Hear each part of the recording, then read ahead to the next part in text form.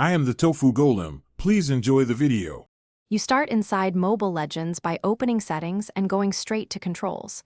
Once there, enable Advanced Mode so you can change size, position, and opacity. This gives you precision. Pick a preset as your base. It saves time versus building from scratch.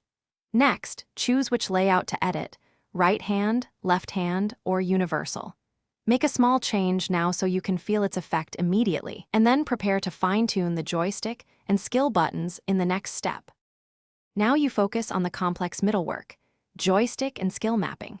Move the joystick to a comfortable thumb position, reduce size if it bumps other buttons, and set dead zone to around 10–20% for smoother movement.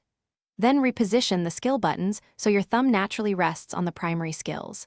Adjust size and spacing to avoid mispresses.